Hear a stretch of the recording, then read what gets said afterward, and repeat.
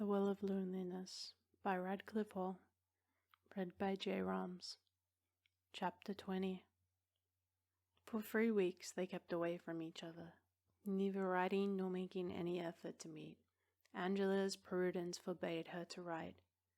Litera scripta manet, a good motto, and one to which it was wise to adhere when dealing with a firebrand like Stephen. Stephen had given her a pretty bad scare. She realized the necessity for caution. Still, thinking over that incredible scene, she found the memory rather exciting.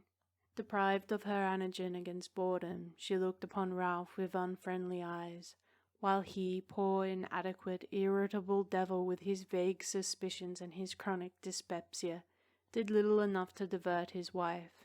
His days, and a fairly large part of his nights as well, were now spent in nagging.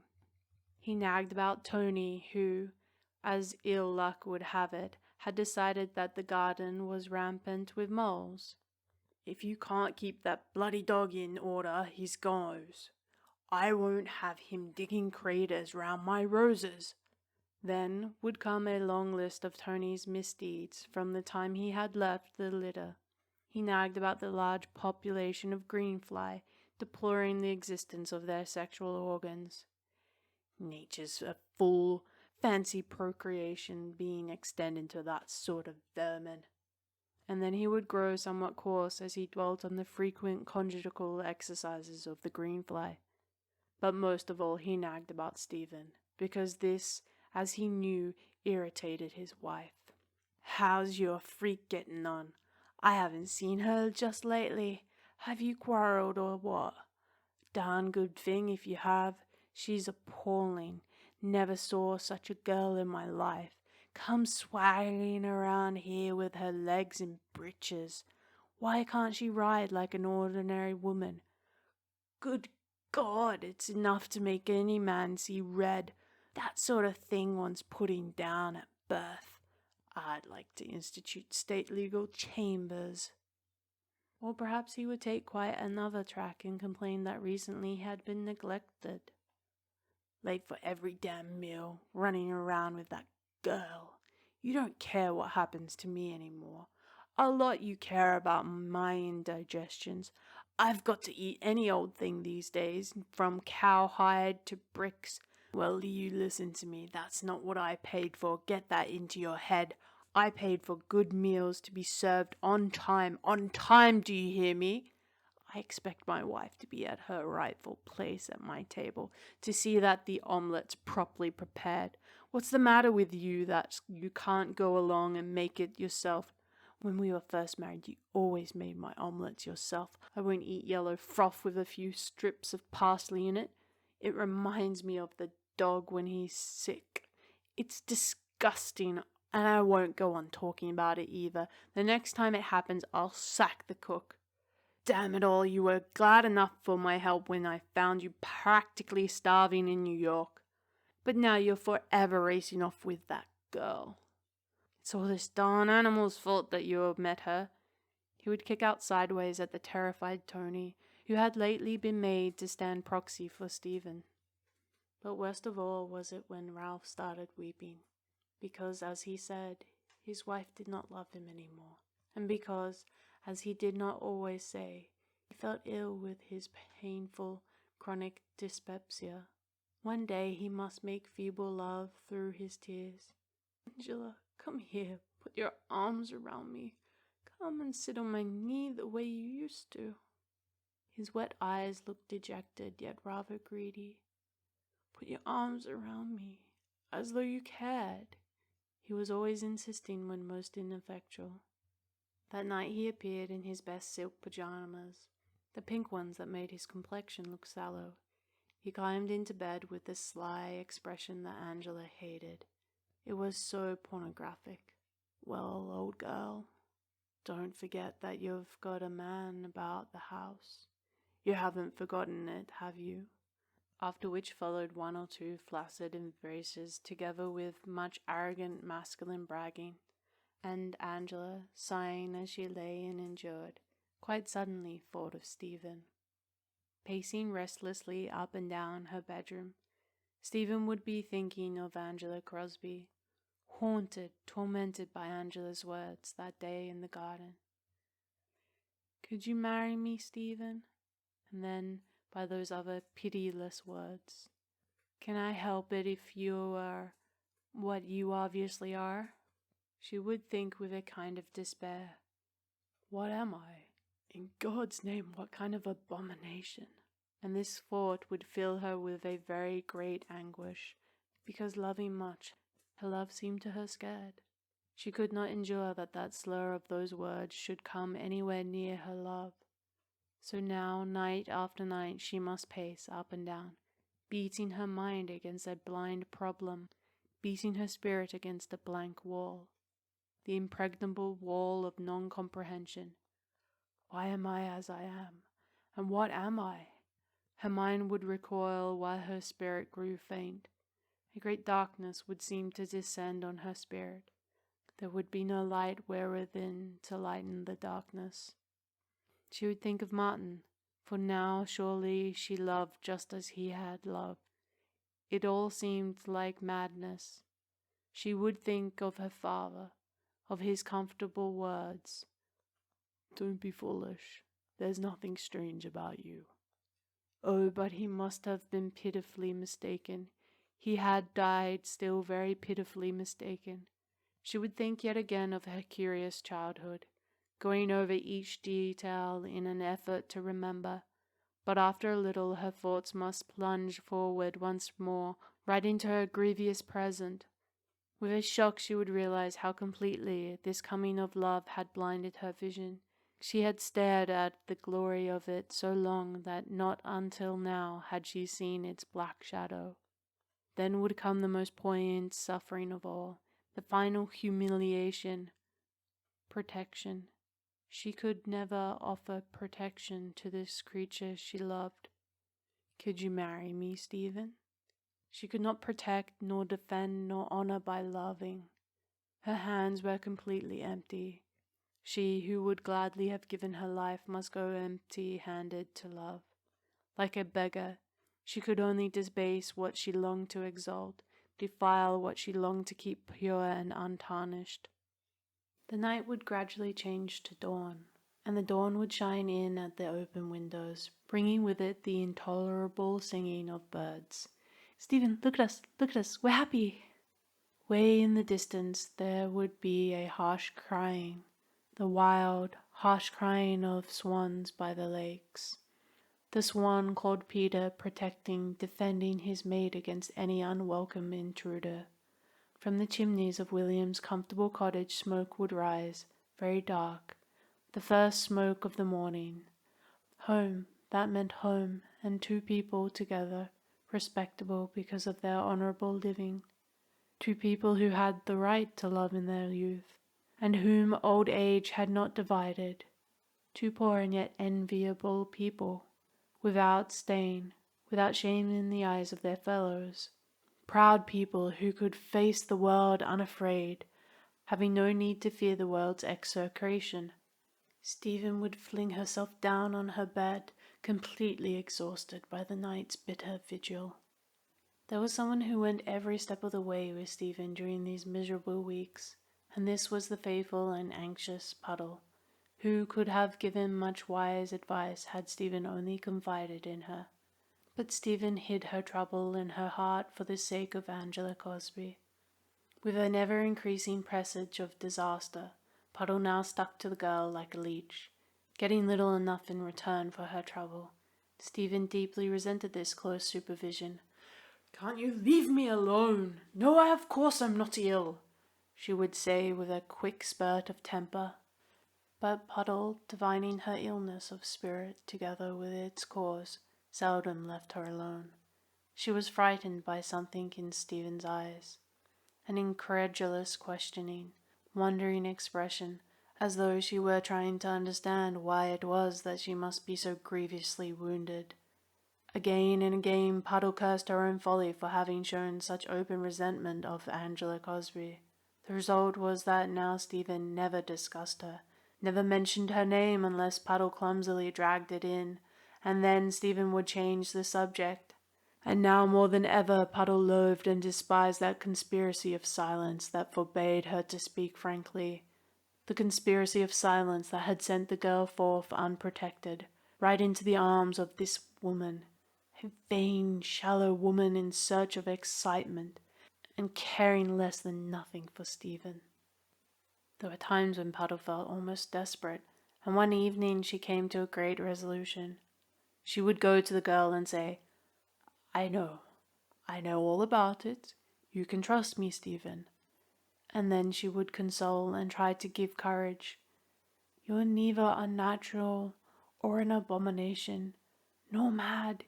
You are as much a part of what people call nature as anyone else. Only you are unexplained as yet. You've not got your niche in creation, but someday that will come, and meanwhile don't shrink from yourself, but just face yourself calmly and bravely. Have courage. Do the best you can with your burden, but above all be honorable. Cling to your honor for the sake of those others who share the same burden. For their sake, show the world that people like you can be quite as selfless and fine as the rest of mankind. Let your life go to prove this.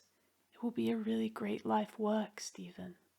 But the resolution waned because of Anna, who would surely join hands with the conspiracy of silence. She would never condone such fearless plain speaking. If it came to her knowledge, she would turn Puddle out, bag and baggage, and that would leave Stephen alone. No, she dare not speak plainly because of the girl for whose sake she should now, above all, be outspoken. But suppose the day should arrive when Stephen herself thought fit to confide in her friend, then Puddle would take the bull by the horns. Stephen, I know, you can trust me, Stephen. If only that day were not too long in coming.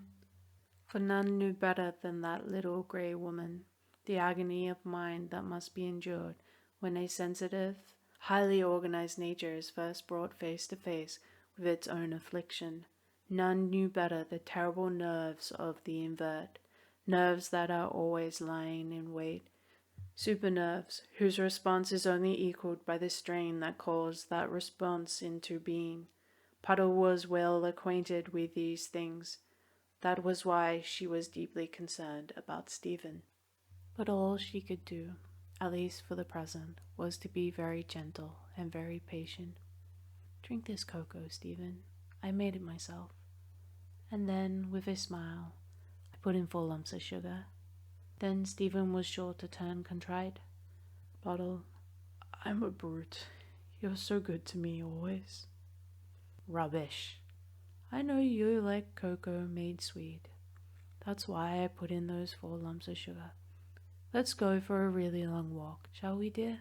I've been wanting a really long walk now for weeks. Liar. Most kind and self-sacrificing liar. Puddle hated long walks, especially with Stephen, who strode as though wearing 7-league boots, and whose only idea of a country walk was to take her own line across ditches and hedges. Yes, indeed, a most kind and self-sacrificing liar. For Puddle was not quite so young as she had been. At times her feet would trouble her a little, and at times she would get a sharp twinge in her knee, which she shrewdly suspected to be the rheumatism. Nevertheless, she must keep close to Stephen because of the fear that tightened her heart, the fear of that questioning, wondering expression which now never left the girl's eyes for a moment. So Puddle got out her most practical shoes, her heaviest shoes, which were said to be damp-proof, and limped along bravely by the side of her charge, who as often as not ignored her existence. There was one thing in all this that Puddle found amazing, and that was Anna's apparent blindness. Anna appeared to notice no change in Stephen, to feel no anxiety about her. As always, these two were gravely polite to each other, and as always they never intruded. Still, it did seem to Puddle an incredible thing that the girl's own mother should have noticed nothing. And yet so it was, for Anna had gradually been growing more silent and more abstracted. She was letting the tide of life carry her gently towards that heaven on which her thoughts rested. And this blindness of hers troubled Puddle sorely, so that anger must often give way to pity.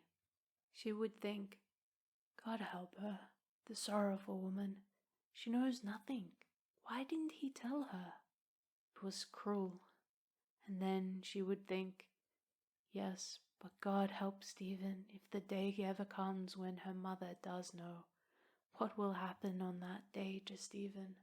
Kind and loyal Puddle, she felt torn to shreds between those two, both so worthy of pity.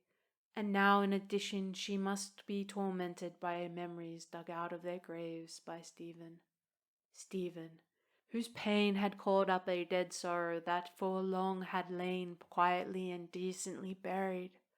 Her youth would come back and stare into her eyes reproachfully, so that her finest virtues would seem little better than dust and ash. She would sigh, remembering the bitter sweetness, the violent hopelessness of her youth, and then she would look at Stephen. But one morning Stephen announced abruptly, I'm going out. Don't wait lunch for me, will you? And her voice permitted of no argument or question.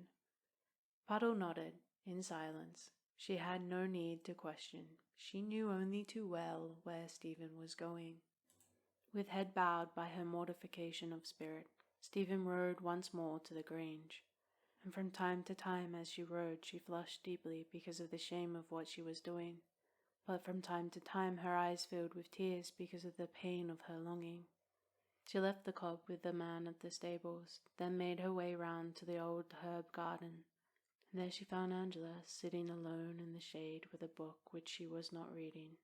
Stephen said, I've come back.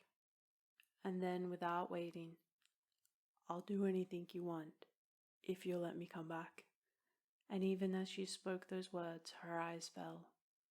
But Angela answered, Came back, because I've been wanting you, Stephen. Then Stephen went down and knelt beside her, and she hid her face against Angela's knee, and the tears that had never so much as once fallen during all the hard weeks of their separation gushed out of her eyes. She cried like a child, with her face against Angela's knee. Angela let her cry for a while. Then she lifted the tear-stained face and kissed it. Oh, Stephen, Stephen, get used to the world. It is a horrible place full of horrible people, but it's all there is, and we live in it, don't we? So we've just got to do as the world does, my Stephen.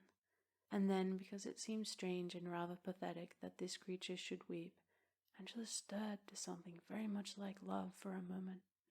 Don't cry any more. Don't cry, honey, she whispered. We're together. Nothing else really matters. And so it began all over again. Stephen stayed on to lunch, for Ralph was in Worcester. He came home a good 2 hours before tea time to find them together among the roses that had followed the shade when it had left the herb garden. Oh, it's you, he exclaimed as his eyes lit on Stephen, and his voice was so naively disappointed, so full of dismay at her reappearance, that just for a second she felt sorry for him. Yes, it's me, she replied, not quite knowing what to say. He grunted, and went off for his pruning knife, with which he was soon amputating roses. But in spite of his mood, he remained a good surgeon, cutting dexterously, always above the left bud. For the man was fond of his roses, and knowing this, Stephen must play on that fondness, since now it was her business to cajole him into friendship. A degrading business, but it had to be done for Angela's sake, lest she suffer through loving. Unthinkable that. Could you marry me, Stephen? Ralph, look here, she called. Miss John Lane's got broken. We may be in time if we bind her with bass. Oh dear, has she? He came hurrying up as he spoke. Do go down to the shed and get me some, will you? She got him the bass, and together they bound her, the pink-cheeked, full-blossomed Mrs. John Lane. There, he said as he snipped off the end of the bandage. That ought to set your leg for you, madam. Nearby grew a handsome fur-cowled Dursky, and Stephen praised her luminous whiteness, remarking his obvious pleasure at the praise. He was like a father of beautiful children, always eager to hear them admired by a stranger, and she made a note of this in her mind. He likes one to praise his roses. He wanted to talk about Thurkaldurski. She's a beauty. There's something so wonderfully cool. As you say, it's the whiteness. Then, before he could stop himself, she reminds me of Angela, somehow. The moment the words were out, he was frowning, and Stephen started hard at Thurkaldurski. But as they passed from border to border, his brow cleared. I've spent over 300, he said proudly. Never saw such a mess as this garden was in when I bought the place. Had to dig in fresh soil for the roses, just here. There are all new plants. I mowed it half across England to get them.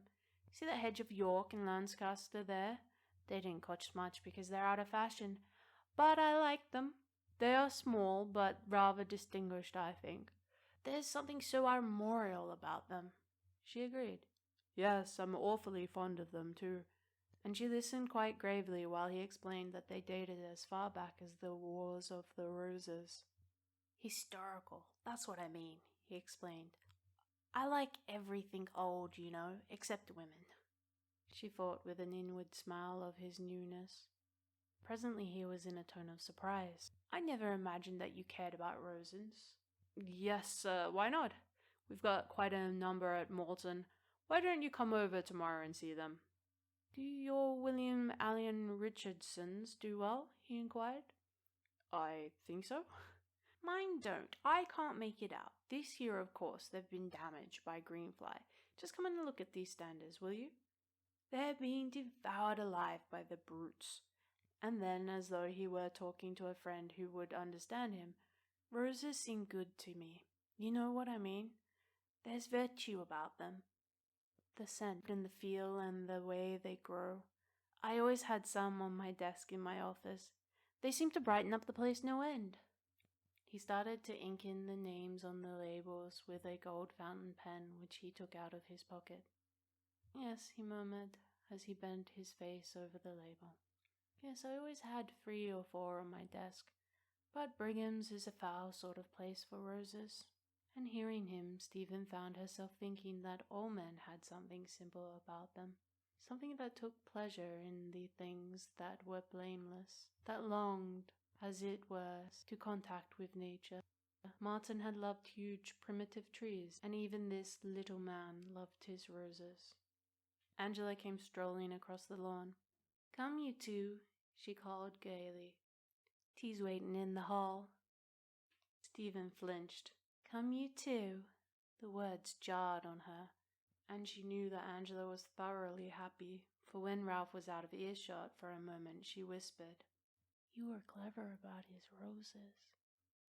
At tea, Ralph relapsed into sulky silence. He seemed to regret his erstwhile good humor, and he ate quite a lot, which made Angela nervous. She dreaded his attacks of indigestion, which were usually accompanied by attacks of bad temper. Long after they had all finished tea, he lingered, until Angela said, Oh, Ralph, that lawn-mower. Brad asked me to tell you that it won't work at all. Will you write about it now before the post goes? I suppose, he muttered, but he left the room slowly.